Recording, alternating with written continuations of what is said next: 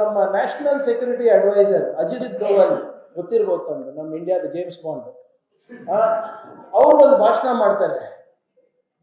ನಮ್ಮ ಯುವಕರಲ್ಲಿ ಬಿಸಿ ರಕ್ತ ಇದೆ, ನೀವೆಲ್ಲ ನಮಗೆ ಇತಿಹಾಸದಲ್ಲಿ ಆದಂತ ಅನ್ಯಾಯಗಳನ್ನ ನೀವು ರಿವೆಂಜ್ ತಗೋಬೇಕು ಅಂತ ಹೇಳ್ತಾರೆ, ನೀವು ದ್ವೇಷ ಸಾಧಿಸಬೇಕು ಅಂತ. ಅವ್ರ ಮಕ್ಕಳು ಒಬ್ಬ ಅಮೆರಿಕನ್ ಸಿಟಿಸನ್, ಇನ್ನೊಬ್ಬ UK ನಲ್ಲಿ ಬಿಸ್ನೆಸ್ ಮಾಡ್ತಾರೆ.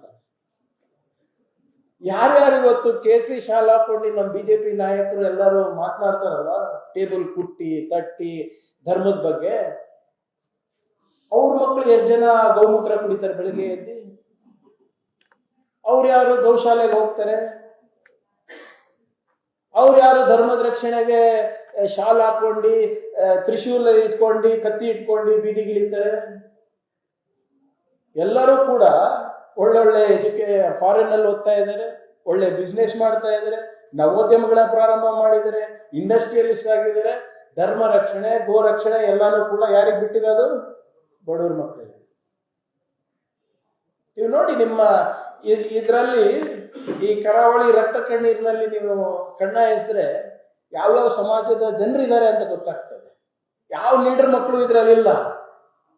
ಎಲ್ಲರೂ ಕೂಡ ಯಾವ್ದಾವ್ದೋ ದೊಡ್ಡ ದೊಡ್ಡ ಬ್ರ್ಯಾಂಡ್ ಬೆಲ್ಟ್ ಹಾಕೊಂಡು ಓಡಾಡ್ತಾರೆ, 2 ಲಕ್ಷದ ಶೂಸ್, ಅದ್ಯಾವುದೋ LV ಅಂತೆ.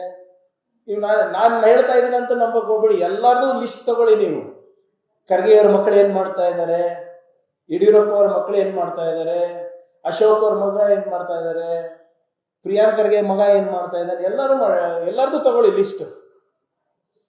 ಆಮೇಲೆ ನಮ್ಮ ನುಡಿ ಮತ್ತೆ ನಮ್ಮ ನಡೆಯನ್ನ ಕಂಪೇರ್ ಮಾಡಿ, ಅಷ್ಟೇ ಕೇಳ್ತಾ ಇರೋದು.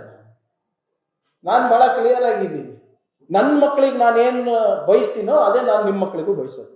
ನಮ್ಮ ಮಗ ಫಾರಿನಿಗೆ ಹೋಗಿ ಓದ್ತಾನ, ನಿಮ್ಮ ಮಗನೂ ಫಾರಿನಿಗೆ ಹೋಗ್ಬೋದು. ನಮ್ಮ ಮಗಗೆ IAS ಮಾಡ್ಬೇಕಾದ್ರೆ ನಿಮ್ಮ ಮಕ್ಕಳು IAS ಆಗ್ಬೇಕು. ಆದ್ರೆ ಅಲ್ಲಿ ಹಾಗಲ್ಲ. ಬೇರೆಯವ್ರ ಮಕ್ಕಳು ಬೀದಿನಲ್ಲಿ ಇರಬೇಕು ಧರ್ಮ ರಕ್ಷಣೆಗೆ ಗೋರಕ್ಷಣೆಗೆ, ಇವ್ರ ಮಕ್ಕಳು ಎಲ್ಲ ವಿದೇಶದಲ್ಲೆಲ್ಲ ಹೋಗಿ ಪ್ರವಾಸ ಮಾಡ್ಕೊಂಡು ಬರ್ಬೇಕು.